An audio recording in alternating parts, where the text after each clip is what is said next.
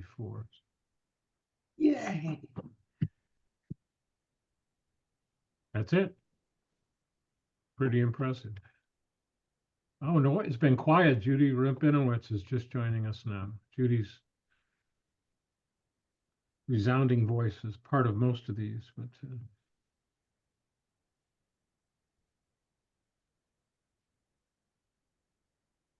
Okay, it looks like we're coming up on the hour right now, and we are being recorded. So first of all, I want to welcome everyone to Simsbury Camera Club's Library Lecture Series. We are delighted to be here tonight and delighted that you could join us. Happy New Year to everyone. And very happy New Year, and many thanks to David DesRochers, who is one of our favorite speakers. David has spoken for our club on a number of occasions. Some of the most recent ones this past year, Wild About Wildlife, which was really fantastic, and composition and photography. And tonight we're going to hear about painting with cameras.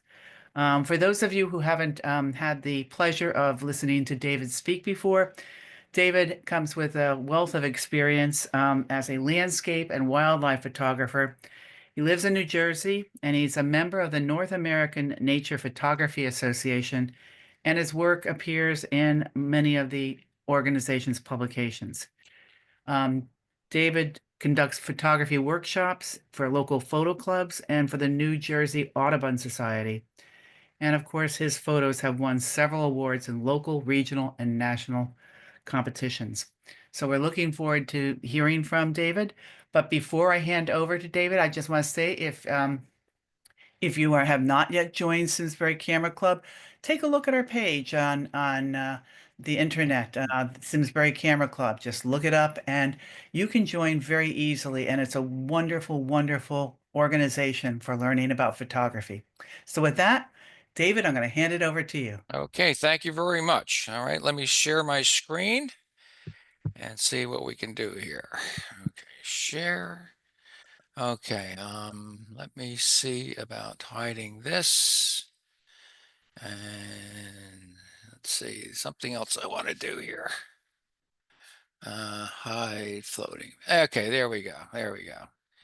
Okay, yeah, just to tag on what Susan said about joining the camera club.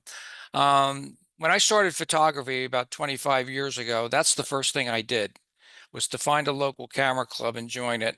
And I got to tell you that most of what I've learned over the years came from hanging out with the good photographers in those camera clubs. And you really learn a lot. You can learn your technique. You can get ideas on composition and subjects, and it's a great way to get started. Of course, doing photo tours and things like that with professional photographers is another way to enhance your skills. But a great place to start, especially if you're just starting out in photography, join a camera club. You really can't beat the experience. Okay, and you can just add that to my check, as I gave you that little. That was a wonderful plug. Thank you. Oh, no, no problem, no problem. Okay. All right, so painting with cameras.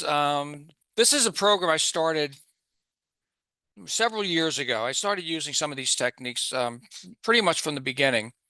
And in addition to landscapes and wildlife photography, this is probably among my favorite things to do with my camera.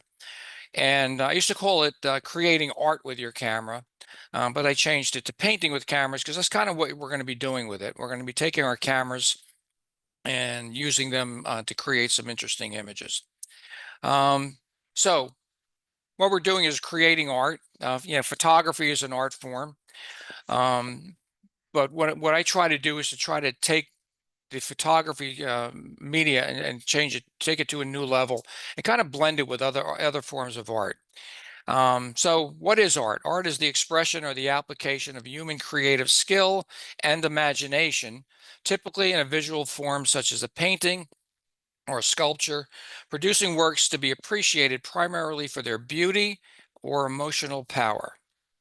So beauty is beauty is in the eye of the beholder. You've heard that term before. And if you've ever entered a photo in a competition You know, your image, you know, in your mind is beautiful and deserves a top award, but the judge doesn't see it that way. They tear it apart and they give you a low score. And it's happened to me many, many times. So everybody sees things differently. And then, of course, emotions are very personal. So people will respond to art emotionally based on their life experience and, you know, what their preferences are and who they are as a person.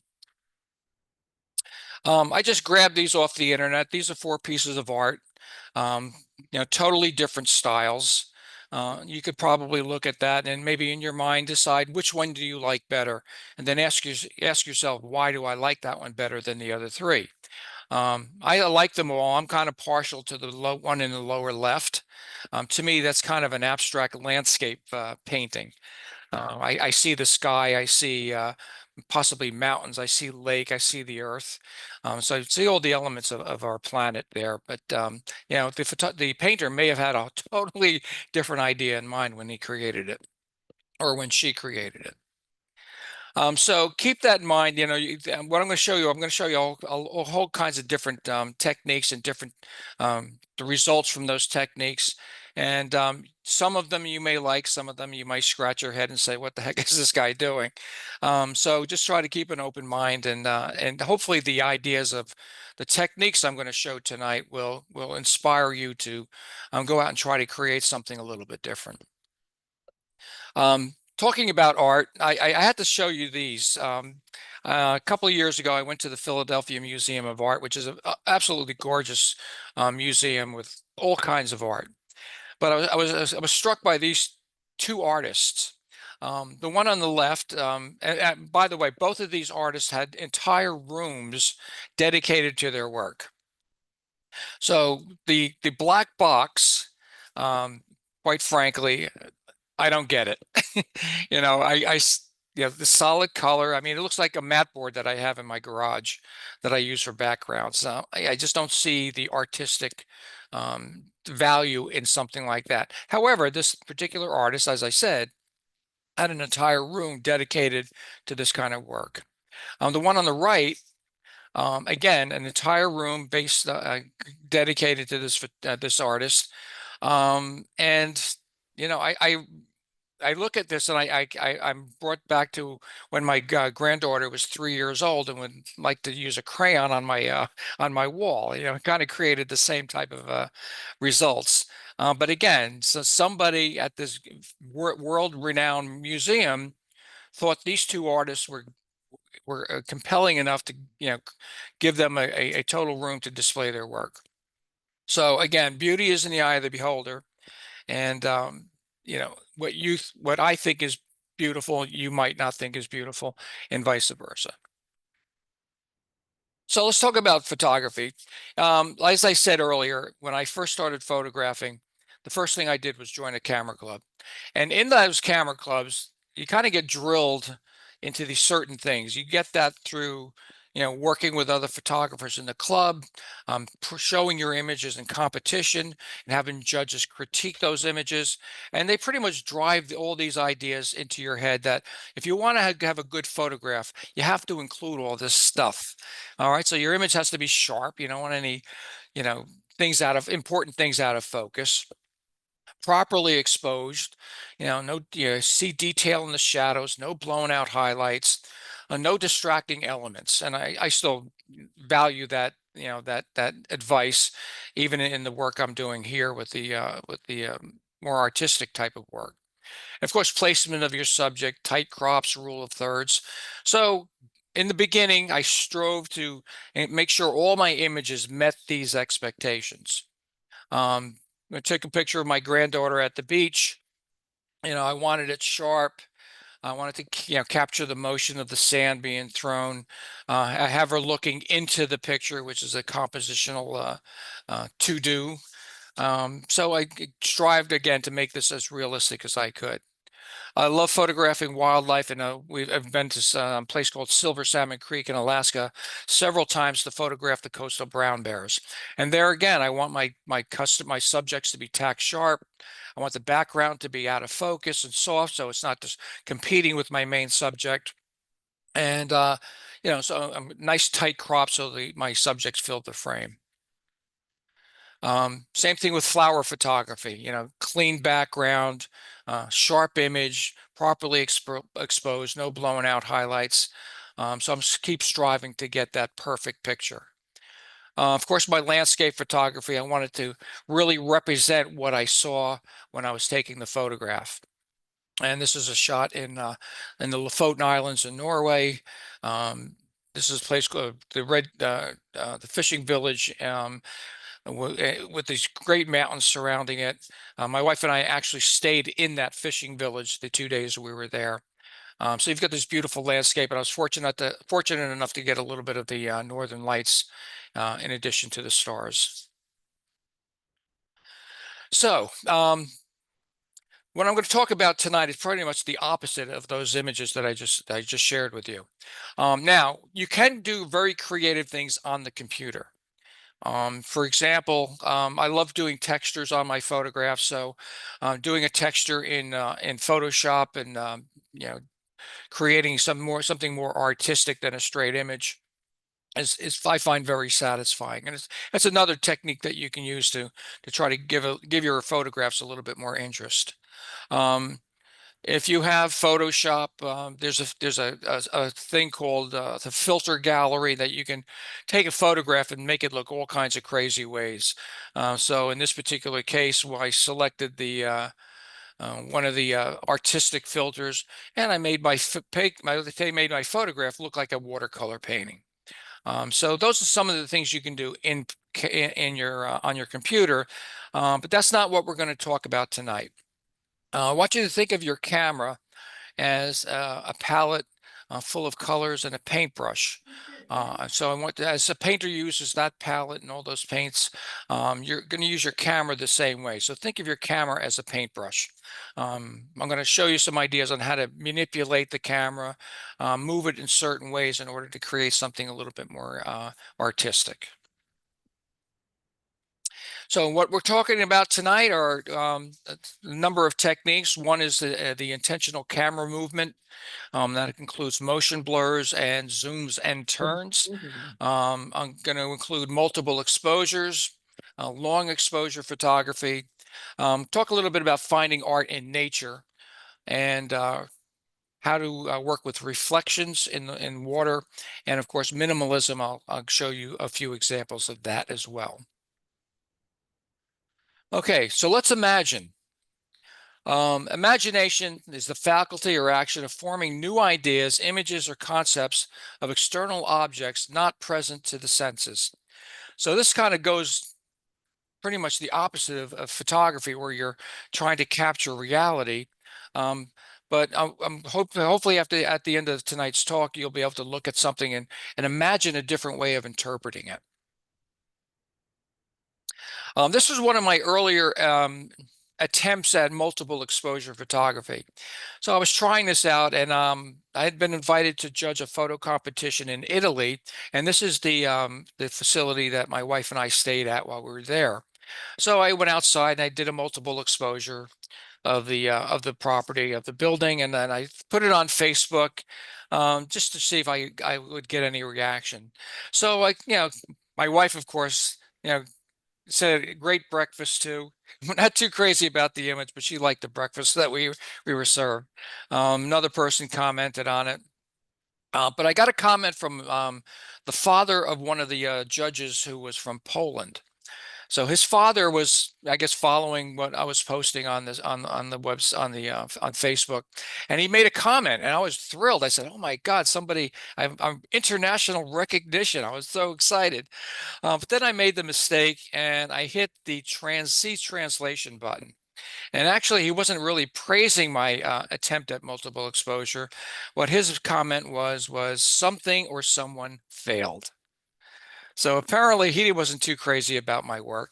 But so you can expect to get some of that. Some of the work you might want to show that you might think is really cool, somebody might scratch their head. I've been showing some of my multiple exposure work to a friend of mine. We have this little print group that we kind of share images with and critique each other. And this one guy says, "I don't see it. What are you doing that for?" He just totally didn't get it, didn't like the work, but some of my other friends kind of saw what I was attempting to do and had a more positive, you know, impact or opinion of it. So if you start doing this kind of work, don't get discouraged if people scratch their head and, you know, call you crazy. Keep at it. And that the real judge of whether the work that you're going to be doing is worth the effort is how do you feel about it? You know, how do you feel about the image when you finish creating it? Do you like it? And eventually, once you get a body of work that you like, eventually some people will come around and see what your vision is and probably appreciate the work that you're doing more so than in the very beginning. All right, intentional camera movement. This is pretty simple. Basically, what you want to do is you want to disable your camera and lens image stabilization. You know, the purpose of those functions is to try to make your image sharp and try to counteract any movement in the camera. So you want to turn that off because you really want the movement of the camera to help create the images. So what you can do, you can gently move your camera up and down, side to side in circles, keeping your shutter speed at about a half a second or longer. And I'll show you some examples of what that can do. Trees are one of my favorite subjects to do this with. This is one of my very, very early attempts at doing motion blur. And I did this probably, I was about 5 years into my photography, and I was up in the Adirondacks, and I was on a beach with a friend, and Golden Beach it was called. It was on the Rocket Lake, and I saw these trees, so I just did a long exposure, and I did the motion blur. This is actually from a slide film. This is before I switched over to digital. So I kind of like the results, and then there was a competition here in Somerset County. So I submitted a print of this image into this competition. And about a month later, I get a call from the curator, and she says, "Congratulations, your photo took first place." And so I was thrilled, you know, I got first place, won a little bit of money, but I was interested by the comment that she made. She said, the judge had a comment about your photograph. He said, it looked like the photographer made a mistake, but he liked the results. So despite thinking that I made a mistake when I was taking this photograph, he recognized that it was a little bit different than all the other photographs that were submitted. So that kind of encouraged me that, oh, maybe I'm onto something here. So I'll continue trying to do this. It works great. A great place to start is working in gardens, especially if you have gardens with a lot of different types of flowers, different colors, a little bit different lighting, some darks and midtones and bright areas. And basically just take your camera and just move it up and down, maybe about a second exposure, and just see what kind of results that you get. As I said earlier, trees is one of my favorite subjects. This was at a Blackwater Wildlife Refuge, which I was supposed to go to this weekend, but we canceled it due to the weather. But this is just a group of trees, you know, early morning light, a blue sky in the distance, and I had a 1/8 of a second. My aperture was f22, ISO 100. So you always want to lower your ISO.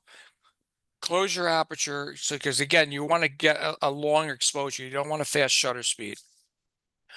So in this particular case, with the light available, I got 1/8 of a second, but based on the speed that I was moving my camera up and down, I was able to create an image that I kind of like.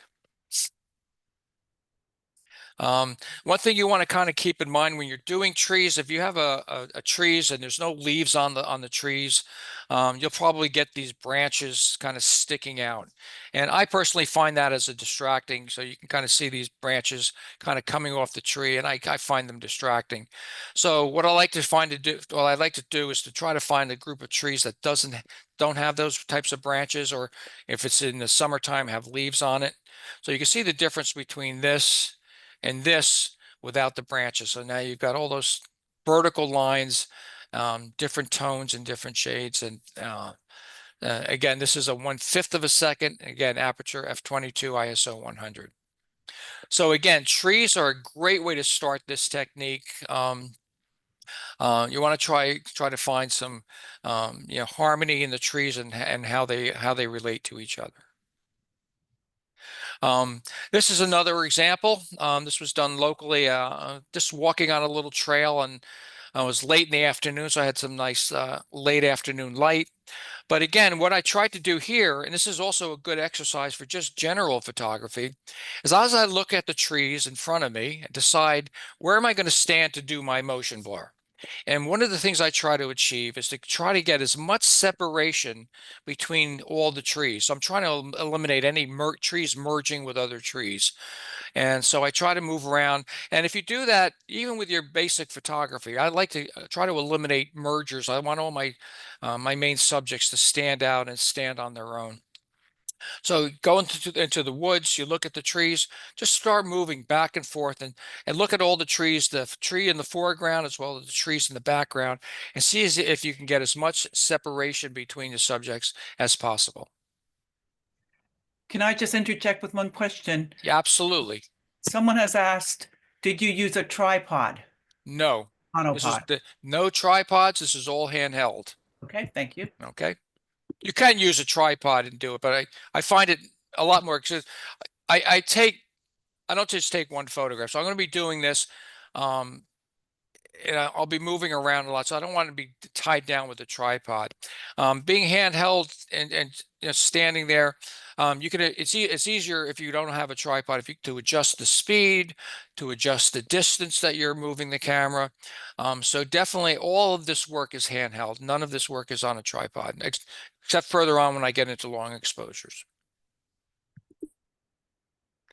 Another example, this is it's just a trail. So now I'm adding a trail to my composition. I've got that nice S-curve leading the viewer into the forest.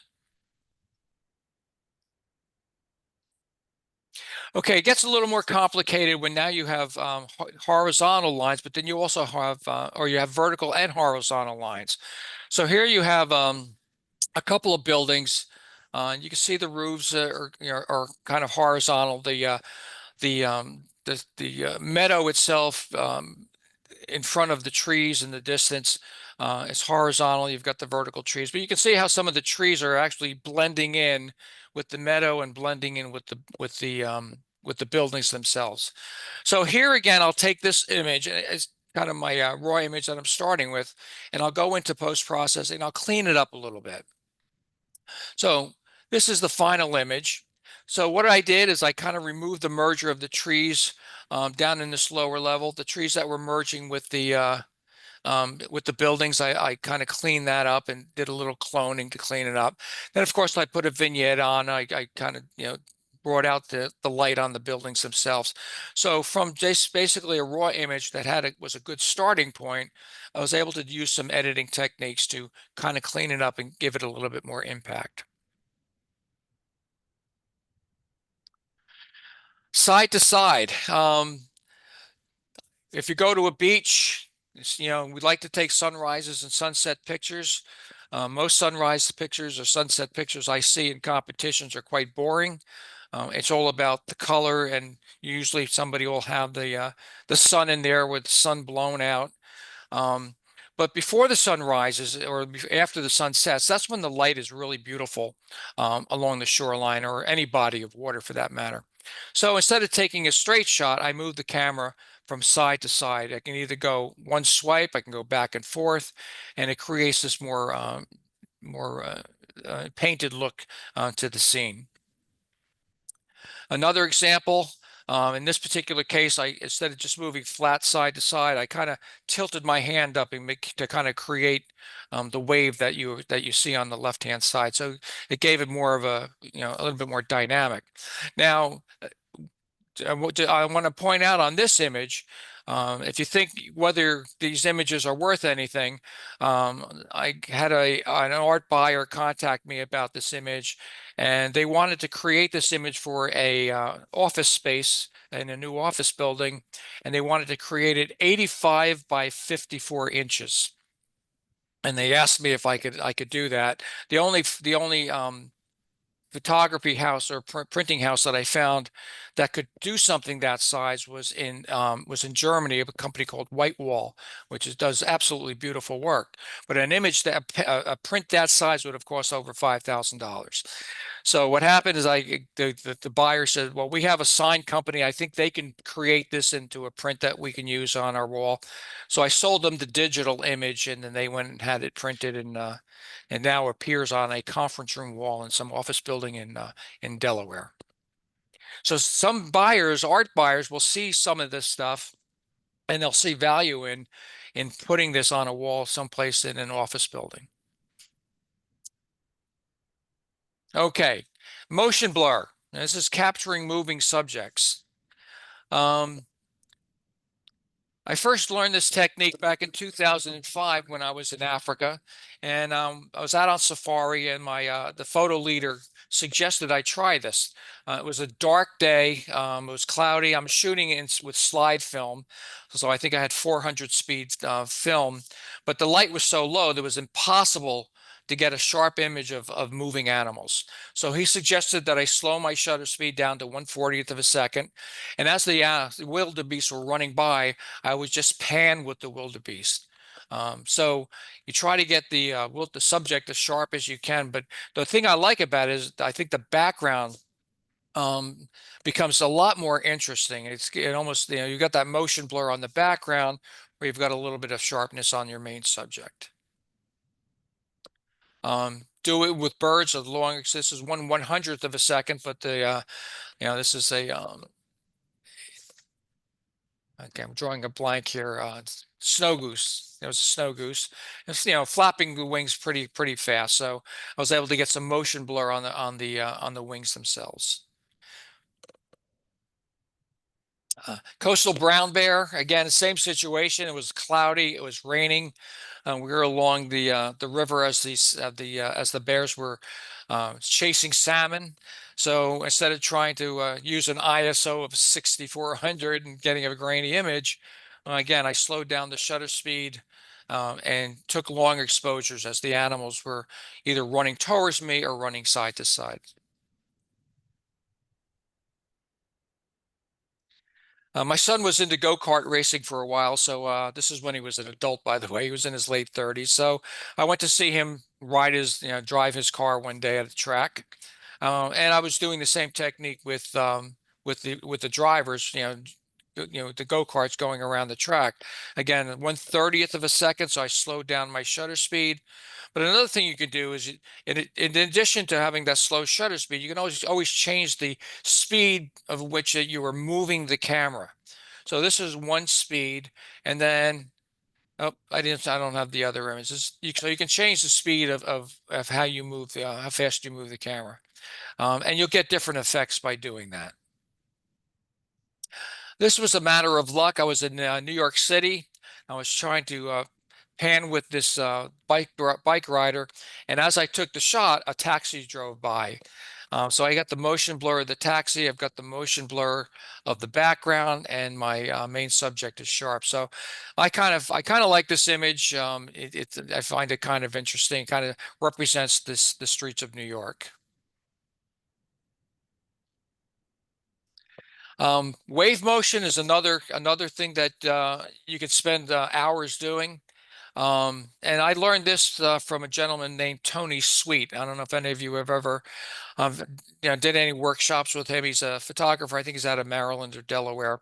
I think he's out of Maryland, and he's a very creative. As a matter of fact, he's the one who influenced me in doing all the motion blur photography very early on. I bought one of his books when I first started photographing, and he did a lot of this back 25 years ago. So he was a pioneer in this technique. But one day I was on a workshop with him, and everybody was doing sunset pictures, and he advised me. He says, "Go stand on the jetty."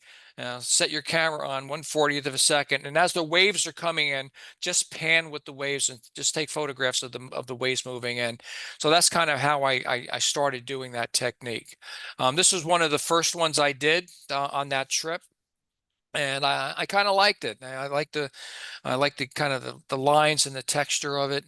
Not a lot of sharp detail, but I just created a nice, nice light because they had the night, the setting sun, the sky was turning color, so that color is reflected in the water.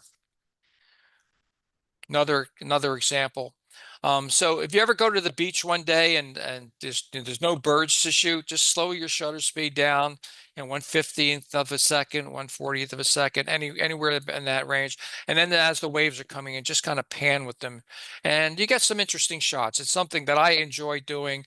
I'm going to be in an exhibit this month in a gallery in New Brunswick, New Jersey, and one of the other photographers, all the work that she's going to be displaying at that gallery for that exhibit is all this kind of work. It's all wave motion.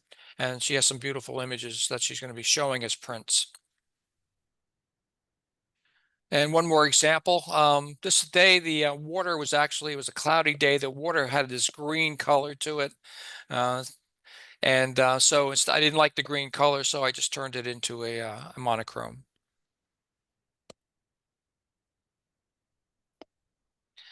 Okay, another thing you can do is capturing images from a moving vehicle. Now, I encourage you to make sure that you are the passenger in that moving vehicle, and don't try this while you're driving. I started doing this again several years ago, and this was the first one that I kind of really liked. If it was a live audience and I could, get people to answer what they think this is, I never get an answer that really can understand what this is actually a photograph of. So we were driving up in the Adirondacks. I was the passenger, and as we were passing the landscape, I just put my camera out and hit the shutter button and kind of move the camera around a little bit. And what this is an image of are snow covering evergreen trees. There was a big forest along the road. Snow was covering the trees, and just by passing it and moving my camera a little bit, it created this image. So I kind of liked it. I thought it kind of looked like an abstract painting. So this is one of the earlier ones that I kind of kept in as one of my favorites. This was taken from a bus. We were traveling through a Christmas display at a park down in Annapolis, Maryland, and I was trying to get sharp shots of all the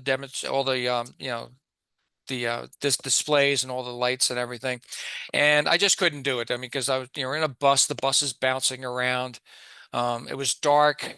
I needed an ISO of like 6400, and it just wasn't working. So I slowed down my shutter speed down to 30 seconds, and I stuck it out through the window.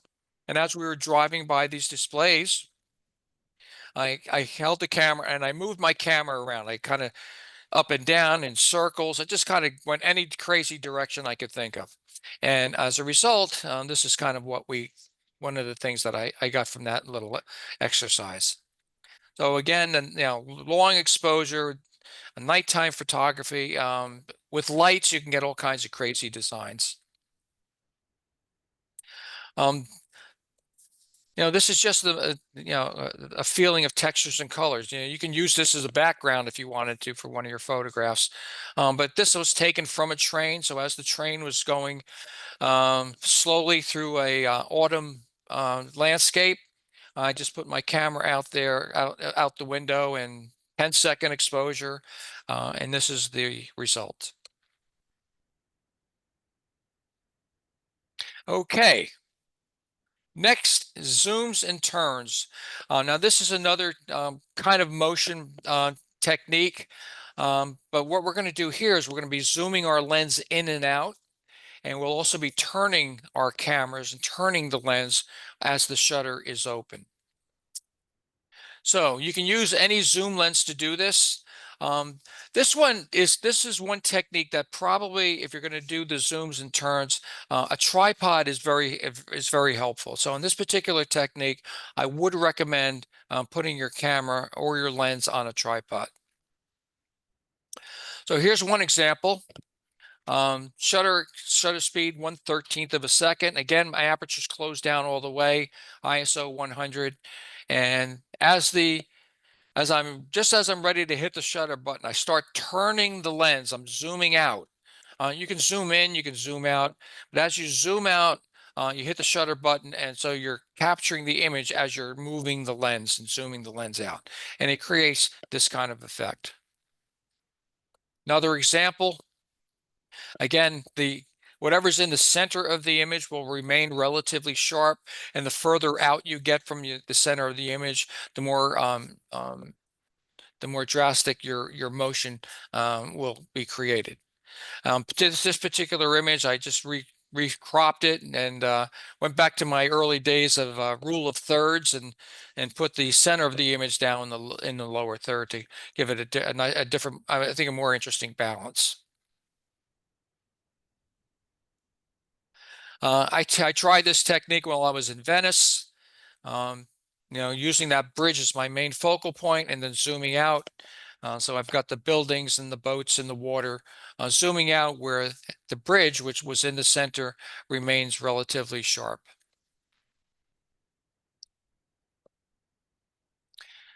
Tulip Farm here in New Jersey did the same technique. Just zooming in, taking the shot, zooming while the shutter is open. And then again, I recompose this in post-processing as well. We can kind of see the crazy different effects that you can get with this. Okay, turns, a similar technique, but what we're doing here is we're turning the camera while the shutter is open. So in this particular case, you do need a lens that has a collar, so that lens can be can be stable, and basically you just open that collar so you can turn the camera from horizontal to vertical. You can do this handheld, but I think you get better results if you're on a tripod. So here's an example of what that looks like. This was the first one I've ever attempted to do, and I kind of liked it. So you can kind of see that you can get this rounding effect. Other example, works great with groups of flowers. So if you're at an arboretum and you've got a garden full of a lot of the same flowers, great technique to try. Okay, any questions on the motion blurs section that I just went through? Quick question. With regard to turning the lens, is it just a half turn? Are you turning the camera all the way around? It's a half turn, so I'm going from horizontal to vertical. Okay, okay. Yeah, okay, that's what I did on these images. But the good thing about this type of photography is there's no rules. So if you want to turn your camera all the way around, first you would probably need a longer exposure to do that, because this goes pretty quick. This was only a sixth of a second. So you probably would need a couple of second exposure, and then you could rotate your lens all the way around. That would create something even, totally different. So Yeah. I would encourage you to experiment. If you want to try this technique, experiment with how far you want to turn that camera. But keep in mind that if you're trying to turn it all around, you're going to have to switch your hands, I guess, to really do it properly. You want to definitely want a longer exposure to do that. Okay, multiple exposures. I kind of look at this as impressionism with a camera. And when you see the images, I think you'll understand what I mean by that. Let me just grab a cough drop here. Okay, so Impressionism is developed in Paris in the 1860s. It was considered to be the first distinctly modern movement in painting. So painters like Van Gogh, Renoir, Monet. Monet was the guy who kind of inspired me to try to create these things. And this is Monet's Japanese bridge. And my wife and I traveled all the way to France to go to this garden so I could do a multiple exposure of this particular location. Unfortunately, I went on Viking Cruises, which is a beautiful cruise line, by the way. They do river cruises. They do wonderful work. But they took us to Monet's garden on a Sunday afternoon during a holiday weekend in France. So anytime I saw this bridge, it was covered with people. So I never got to do this particular image, and I would warn you to make sure that you check what's going on, and don't go to places like this in the afternoon on a weekend. But anyways, that being said, this is kind of the look I try to go for when I do multiple exposures. So what I do is I have a Canon 5D, and that allows me to take up to 9 exposures, and which means I'll take 9 separate pictures, and then the camera will then blend those 9 pictures, or 3 up to 9 pictures, into a single image. And that allows me to do what I call multiple exposure and kind of a blend of moving my camera with continuous shooting. I have an Olympus cameras. They only allow me to do 2 exposures, so I can't really use those cameras to do this technique. So I've hung on to my digital SLR 5D Mark IV, and that's the camera I use to do this technique. So just to give you an example, this is a straight image. If I was to put this in a photo competition, the judge would give me a 3, because there's really no main subject there. It's kind of scattered. There's really nothing to look at. Background's distracting. So this by itself is really not that strong of an image. But taking a multiple exposure of the same subject, suddenly I have something a little bit more interesting. I've got some distinctive shapes. My background is not distracting anymore. So just by doing the multiple exposure, I can take something that's pretty mundane and create something a little bit more interesting. I use this technique on trees a lot. And one of the things I'll do is I'll take my camera, again, 9 exposures, and then as I'm photographing my main subject, I'm moving the camera a little bit, kind of like in a triangle. Again, there's no steadfast rule for this. We just want to kind of very short movements. You don't want to move too far. You want it to move just very slight, like not, 1/8 of an inch. And I move down, I move over, I move straight up, I move over, I move down. And every time I move down, I take a shot. So I'll take one shot, move the camera, shot number 2, move the camera, shot number 3, and so on and so forth. So that's what I do. And this is an example of a cherry tree we have in our local park. And that's the result of doing that technique. Now here again, to try to sell the idea of doing more of this type of photography, this image was on display at Newark Airport's Terminal A for all of 2024. And I was awarded a nice sum of money for them to use my image for that year. So again, unusual image, something different technique, and I'm finding that people are responding to this kind of work and want to display it in a variety of ways. This is my favorite tree, so I go there in the spring, I go there in the summer, I go there in the fall, and go there in the winter. So I have all 4 seasons of that tree, all using that same multiple exposure technique.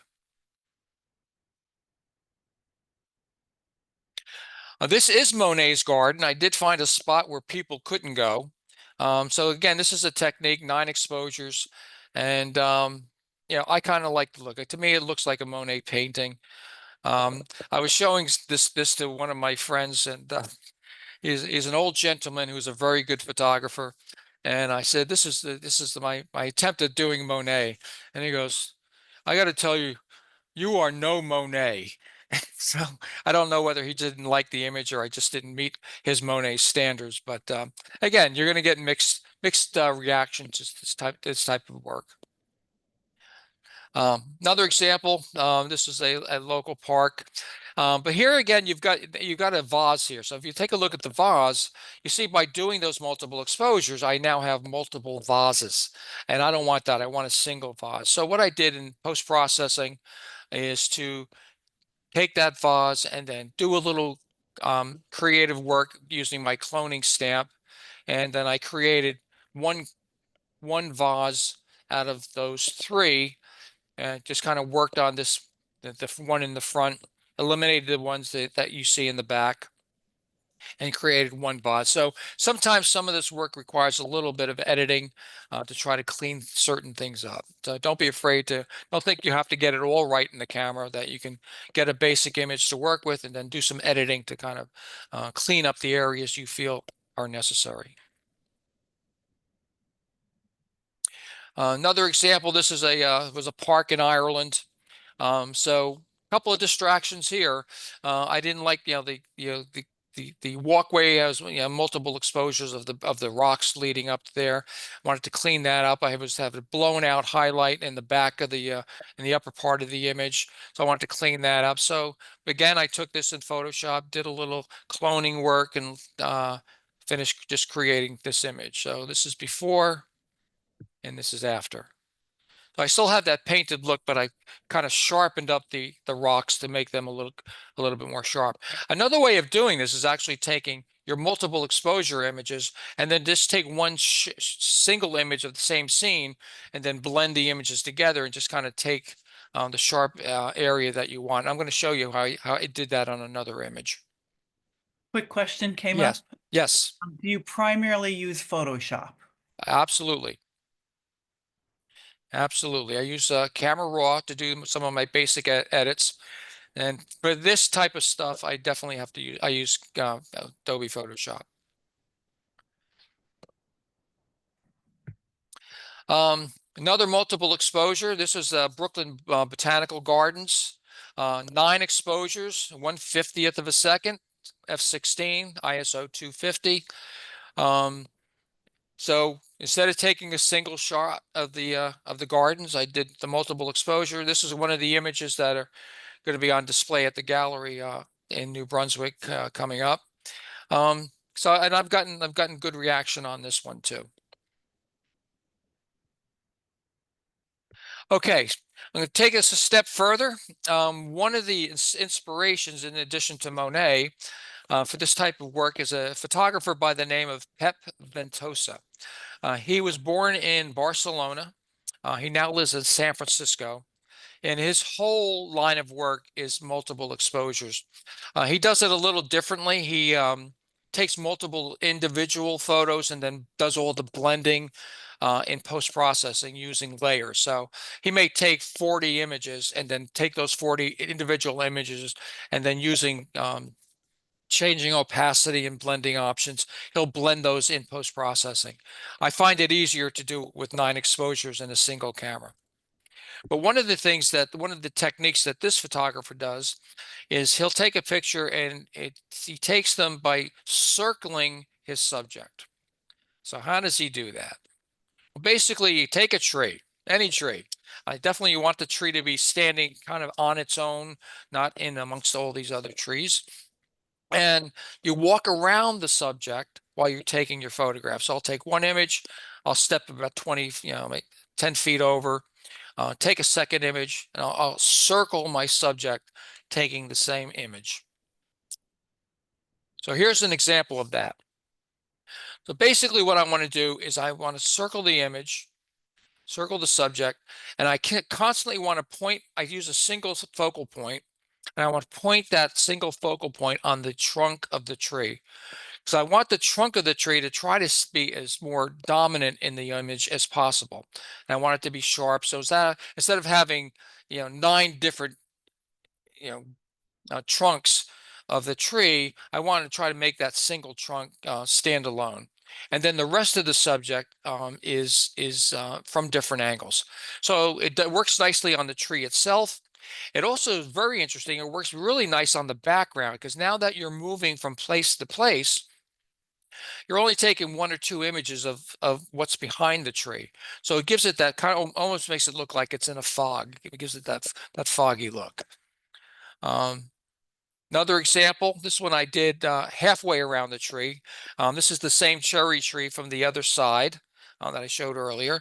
But again, you can look at the trees that were behind it, how faded out they are. So it makes it look like there's multiple trees back there, but basically this is just the same trees in a different position.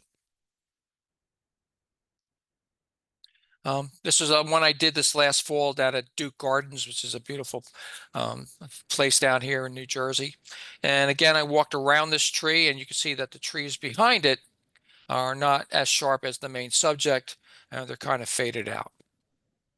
A question just came up. Yes, Can I stack and composite images with the auto align turned off to achieve the same look for an impressionist look, that is? you can. You can blend multiple images. Yeah, you don't, if you're going to do that, what you probably want to do is to kind of, as you're lining the images up, you probably just want to use the move tool to line it up. I've tried that technique a few times. I like doing it in camera, but as I said, that's the kind of the technique that Pep Ventosa uses. He'll do this all in blending the images in layers in Photoshop. So you can do that. That's another way to achieve the same effect. Okay. Another example. Now here's the good example of when I talked about taking two images, straight image of the subject, and then multiple images of the subject.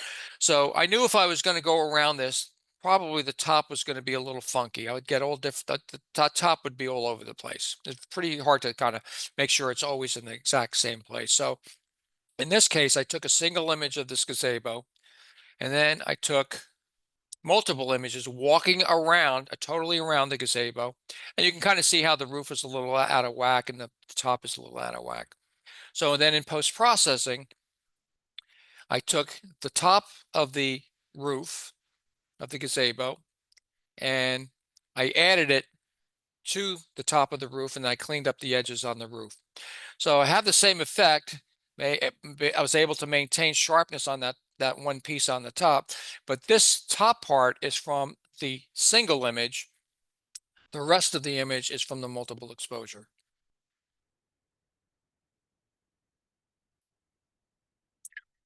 Same technique here. A single image of the fountain, multiple exposure of the fountain, and then I blended them together using the sharp image from the fountain and kind of blending it in with the multiple exposure. This is another one that will be on display in the gallery.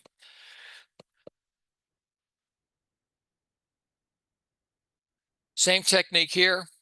This is also Duke Farms, multiple exposure of the scene, single exposure. That I took the bridge, the single exposure of the bridge, and then blended that in with the multiple exposure. So you can do a little bit of cheating on this. You don't have to do everything right out of the camera. You can take different sections and blend them together using layers and using masks. And if you don't know how that technique works, I'm sure there's somebody in the club who's proficient at it. Okay, another kind of multiple exposure is creates what's called an Orton effect. This was my first attempt. This is from a slide. And basically, back in the days of the slides, you would take multiple images of a scene. So in this case, I took a sharp image of the flowers. Then I took a second photo, made the picture out of focus a little bit, took my second image, and then when I got the slides back from developing, I would take those two slides, I would sandwich them together. They call it a slide sandwich. And then you would see that the out of focus would kind of be blended in with the sharp image, and it creates kind of this glowing effect. Same technique here. You can kind of see it's kind of a glowing effect here as opposed to a sharp image. So you can do this two ways. Number one, you can do, again, multiple exposure in your camera. You want to take two images. So if you have an Olympus camera, you can definitely do this with an Olympus camera because you only need two shots. And you're going to take your first shot in focus, going to zoom out a little bit, blur your image, and then take your second shot. So this is the first shot. This would be a straight image. And then the second photo I would blur, and then we'd create something like this. You can also do this in post-processing.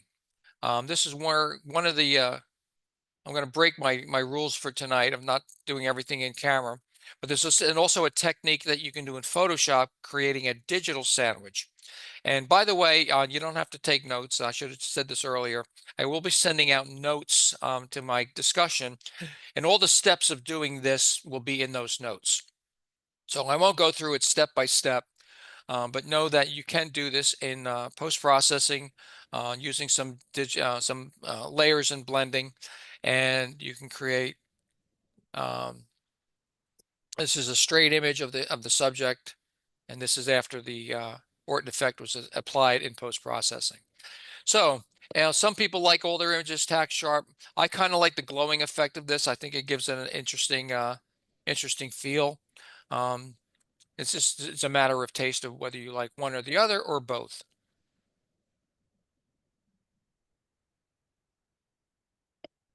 I used the post-processing technique on this Indian. I was at we have these powwows down here by the Red Hawk tribe in actually out of Brooklyn, New York, of all places, and they do these powwows around New York State as well as New Jersey. Probably not too far from you. If you're not far from Bear Mountain, they do it at Bear Mountain. It's called Red Hawk. If you look it up, you'll get to see their schedule of their powwows. If you haven't been to one of these things, it's really a lot of fun. It's a great way to get some great photos. But this is just another example of using that Orton effect technique. Okay, long exposures. So this is going to be letting nature do it, create the art for you. Here, definitely you're going to need a tripod. The other thing you're going to need is what's called a neutral density filter. And basically what this filter does is it blocks the light from coming into your sensor, and as a result, slows down your shutter speed. So depending what neutral density you put on, some of them are four stop, 5 stops, 6 stop, up to 10 stops. You can definitely slow your shutter speed down. In some cases, depending on light, several minutes, and take a really long exposure. So why would you want to do that? Well, here's an example of just a simple photograph of the Delaware River from the Pennsylvania side on an autumn day. It's okay. You've got the kind of freeze the action on the water. You get some nice patterns in the water, interesting clouds in the sky. But I put on a 10-stop neutral density filter and a 25-second exposure. And you can see the difference between what happens to the water and the sky versus the straight shot. So now you've got the motion of the clouds. The water smooths out, almost looks like ice. So it gives I believe, a more of an artistic interpretation of the landscape as opposed to just a straight, more of a record shot of where you were. Another example, Mount Kirchfeld in Iceland. Straight shot, quick shutter speed, long exposure. You see how the water kind of smooths out, you get the motion in the clouds. This was a 10-second exposure. Okay, so one of the challenges is when you put these neutral density filters on your camera, on your lens, the camera can't figure out what the correct shutter speed should be because everything is so dark. So you need to figure that out. And the way you figure that out is to download what's called an exposure calculator. You can get one from Nisi Filters. I happen to use Nisi Filters exclusively. You can get it from them. It's free of charge. You can download it from their website. If you go to just do Google Play or wherever, or the Apple Store, look for ND Filter Exposure Calculator. There's a bunch of them out there, all free of charge. Basically, what you do is you take a picture without the filter. You record what that setting was, and then you tell the calculator what type of filter you're putting on the lens. So in this case, I'm putting a 6-stop filter on, and it then calculates what my shutter speed will be with that filter. So normal shutter speed was 12/50 of a second with the 6-stop ND filter. Now I have to take that same shot for 20 seconds in order to get a proper exposure. The other thing you're going to want to keep in mind too is when you focus your photograph, you focus it without the filter. Before you put the filter on, turn off autofocus, because what's going to happen if you don't do that, when you hit your shutter button, the camera's going to try to focus, and it has no detail to focus on it because it really can't see the subject at that time, at that point. So you want to make sure you turn off your autofocus after you've obtained your proper focus for the photograph. Okay. Any questions on long exposures? None have come up so far, David. Thank you. Okay. Okay, so this is the next section is talking about shapes and patterns in nature. And I love landscape photography, and I love to do those grand landscapes with the mountains and the streams and all that. But early on, I discovered that some of the more interesting photographs were really kind of embedded in that grand landscape. They're kind of hidden in the landscapes that I was photographing. So I'll show you some examples. This is a place called the Painted Hills. It's in Oregon, kind of in the middle of nowhere. You have to drive about two hours from any major town to get here. There is a little town called Mitchell, Oregon, in the area, but they have, I think, a bar, and I think that's it. I think there's just a bar there. You can actually, if you're into camping, you can actually pay $5 and camp in their town square for the evening, which is what I did. But anyways, it's a really beautiful. It's a small area. It's not really big, but this is kind of the star of the show, so to speak. It's a beautiful landscape. You've got the colors and these patterns in the mountains. And actually, where I took the shot. There's actually a bench there. It's a short walk up a trail to get to this lookout. Excuse me. And so this is a shot that I would say hundreds of thousands of people over the years have taken. So this is kind of the classic shot. Everybody's got this photograph. Of course, different lighting, different sky, that type of thing. But after I got the general shots, I took out a long lens, a 200 millimeter lens with I think a 1.4x converter. And I just started exploring these little areas down in here and looked for the patterns that were kind of, buried into this grand landscape. This is one of the images that I got. And this image has won several competitions. And I think it's done that not because I'm such a great photographer. I think it happened because it's unique. And so that's what you find when you start looking at the intimate landscapes. You'll start finding images that are unique that not everybody has. And when you enter competitions, whether they're local or they're international, they want to see something different. They want to see a different view. They don't want to see another version of pictures they've seen 20 times. So by doing these intimate landscapes, you can get these beautiful intimate patterns. And I would venture to say that I might be the only person on the planet who has this particular photo, unless somebody else did the same exact thing. But it's very unlikely that too many people have this exact image, whereas many people have this photo. So take out the long lens when you're doing landscape photography and look for that intimate landscape. Another example, this was one of the works of art I showed you earlier in the presentation. You can also find things like this in nature. This is the floor of a photograph from Dante's View at Death Valley, and just the colors and the patterns and the textures. Yeah, it's just so beautiful. And again, this is something that nature created. You as a photographer are just going out there looking to find something like this that most people would just walk past and overlook. Ice, great subject to photograph. If you want to get some really beautiful patterns in ice, it's today, this is the weather that we need to do this. You go on a stream. You get some really nice patterns along streams where you have some moving water and then the edge of the stream is freezing. And it creates some really beautiful patterns. This was done on a place called Abraham Lake in the Canadian Rockies. And this was just walking around with my 24-105 and just taking small sections of the ice and to create things that I think were interesting to me. Reflections. So this is another thing that's really cool. That I do this all the time.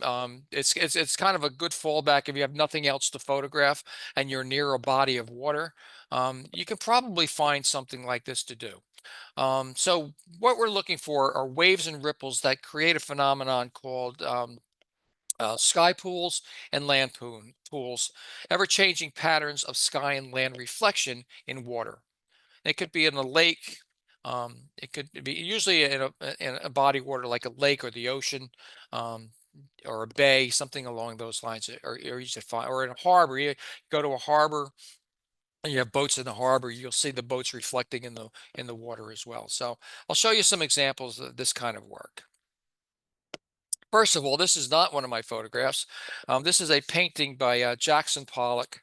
I don't know if you're familiar with him. He's from the 50s and 60s, and what he did is he put these large canvases down on the floor, and he'd walk around and kind of splatter paint around. But I find, even though it looks chaotic, for this particular image, I see all kinds of things in here. I see a bull. Um, I see a football, the edge of a football. I see all kinds of little things in here. I happen to go to the Metropolitan Museum or the Museum of Modern Art in New York a few weeks back, and they had a huge Jackson Pollock painting up on the wall in one of the galleries. And so this kind of stuff is an acquired taste. Either you like it or you don't. But I kind of like it. But this kind of reminded me of this kind of the type of work you can get by shooting reflections to the sky and land pools. So here's my trip to Dublin, Ireland. As you can see, I took a picture of the old and new buildings, kind of a cityscape picture. But as I looked at the water, I saw that all these buildings were making some really cool reflections. So I finished my general architecture photographs, and I started concentrating on the water. And this is one of the examples that I found. And again, that kind of reminds me of that a little bit in its design and its chaotic nature. This was done up in the Adirondacks during the fall. The gold color is from the color of the trees, and the white is from the bark of the trees. They were white. I think the trees all had white bark, so the water is reflecting those colors. And this little blue up here, which I kind of find interesting. That was one section of the sky was visible with blue skies, and that little spot captured that blue sky. But after I took this shot, this will never happen again. This is another beauty of this thing, talking about creating unique images. This stuff will never happen again because it's a matter of chance that you capture everything the way it is. And a second later, you got a whole different pattern. So it's constantly changing. And at the end of the day, you'll walk home with 100 images like this, and you sit at your computer and you look at them, and one or two of them are going to jump out at you and say, yeah, I really like the way this all blends together. It kind of has a nice harmony to it. One of my favorites, this was done up in Alaska. This has appeared in a couple of galleries, and I was on a boat. I was shooting down. No land reflected here. This is strictly reflecting the sky. There were dark clouds. There were gray clouds. There was some blue sky, and the water, as it's moving around, is reflecting all those different tones and colors. Okay, inverted reflections. So this is another technique that you can do. Um, I show you this piece of artwork. This is a digital art by Mary Clanahan. And I show you this because it kind of reminded me. I found this after I created one of my photos. I said, this kind of looks like what I did with my inverted reflection. So I'll show you this first, and then I'll show you my version of this. So I was at a local park when I lived in Cranford, New Jersey, and this is Nomahagan Park, and they have beautiful trees along the edge of the lake there. So instead of taking pictures of the trees and the reflection of the trees, I was just focusing on just photographing the reflections. Now, I get a group of pictures like that. Then I go in post-processing. I invert the image, turn it upside down, do a little color saturation, a little contrast, and create what I feel looks like a painting. Again, This is another one that was selected for this gallery that I'm appearing in. So what they selected, I showed them all kinds of images, but what they selected were all these unusual photo techniques. They seem to gravitate towards that kind of work versus some of the straight photos that I had. Question came up. Yes. What happens when you use slow shutter speeds or multiple exposures with reflections? To be honest, I've never tried that. It's a great, great idea. Whoever thought of that, you're my hero. I go out and try it. Definitely a good idea. I'd love to see what that would look like. I haven't tried it yet, but whoever thought of it, bravo. Go out and give it a try. Okay, another painting of a city. You look at this, you can kind of say it looks like a cityscape. You know, of course, abstract. But I created something similar in Venice. Again, this was reflected. Upside down. I inverted it and kind of created my own little world here. Kind of reminded me of The Hobbit or one of those kind of movies.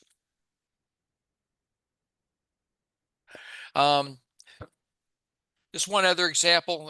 This was a reflection that I saw when I was photographing sunset at the 9/11 Memorial in Liberty State Park.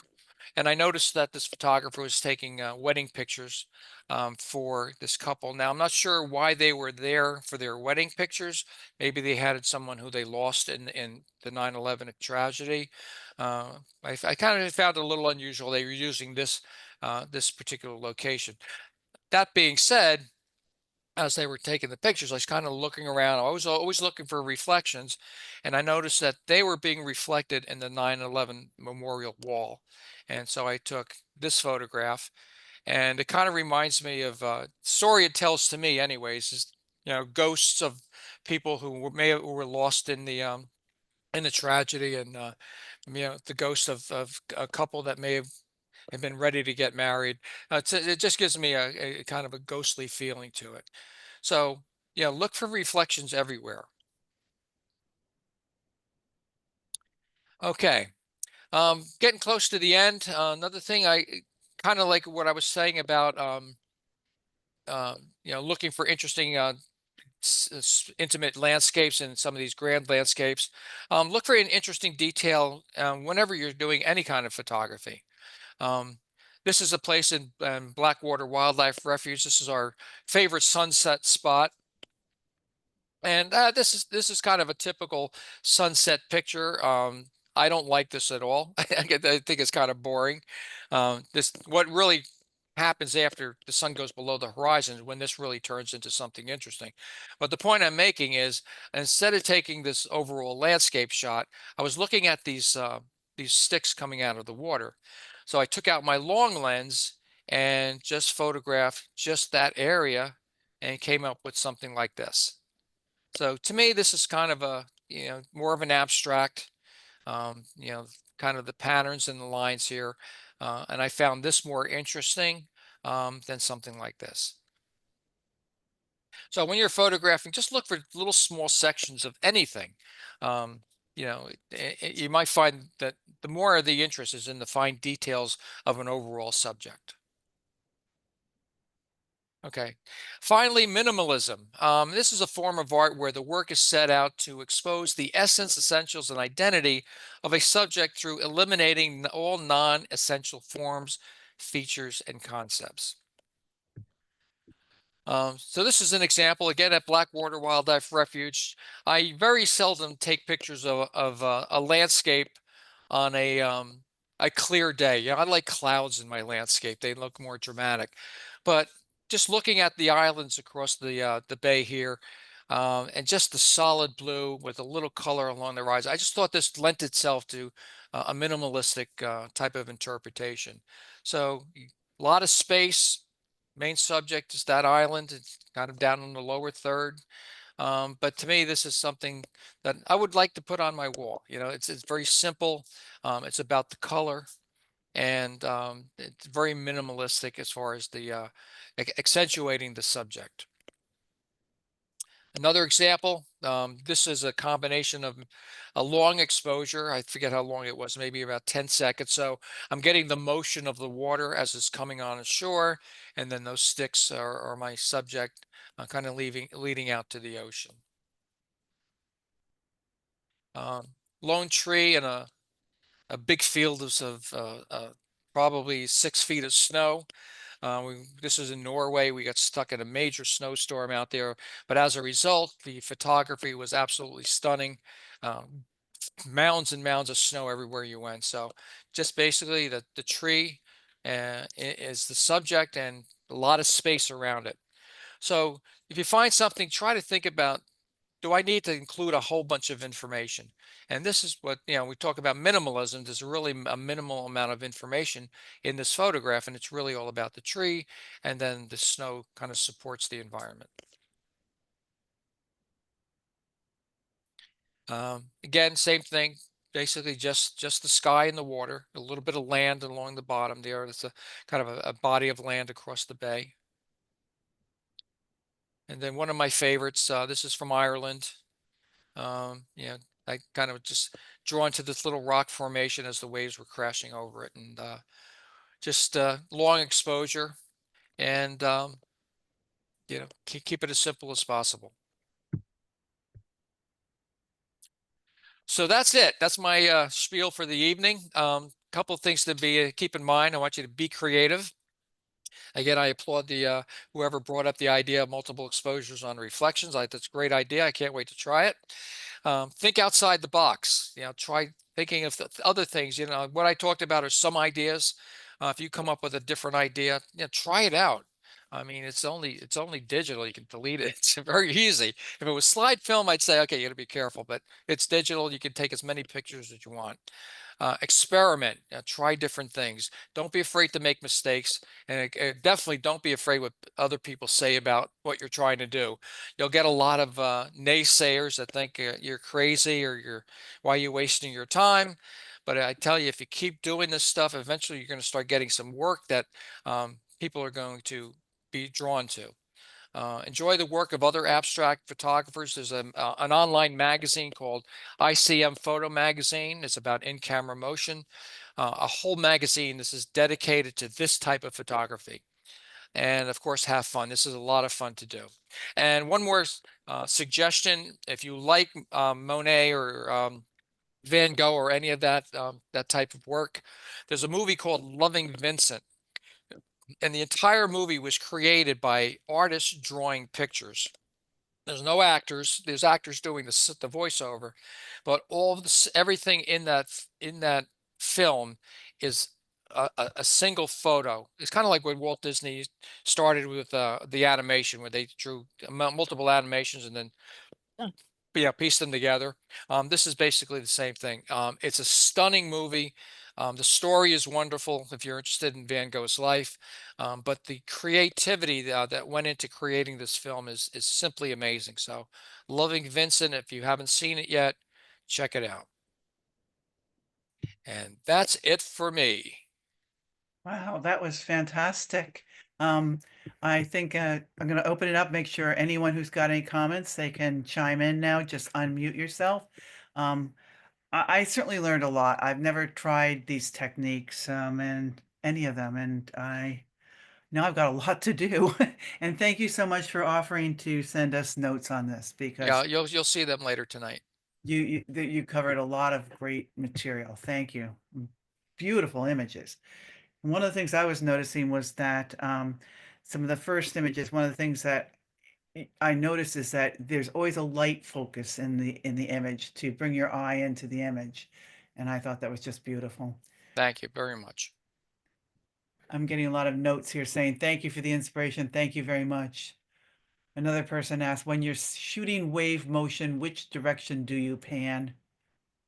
You pan with the wave. So it's nice if you can be on the side of the wave. So if you go to like a beach and there's a jetty, the first time I did it, I went out on a jetty, so the waves were passing me by. So it's ideal to get as parallel with the waves as possible, and then as they're coming and you're panning with the wave. And just keeping that shutter open just a little bit long, you know, get 40th of a second, something like that, and you'll get that nice motion feel to it. That's great. I'm getting a number of thank yous showing up on the chat. And Pam Carter said, so inspiring, beautiful photography. Thank you. And can't wait to explore my new Canon 5D. All right, yeah. Okay. All right. Any other comments from anyone at this point? David, thank you. Got a lot of interesting techniques to try out, so I appreciate it. Thank you. Good. Yeah, thanks a lot, That's David. This is great. thank you so much. I appreciate it. Okay, then with that, we can stop the recording and thank you once again. Yep. Have a good night, Okay. everyone.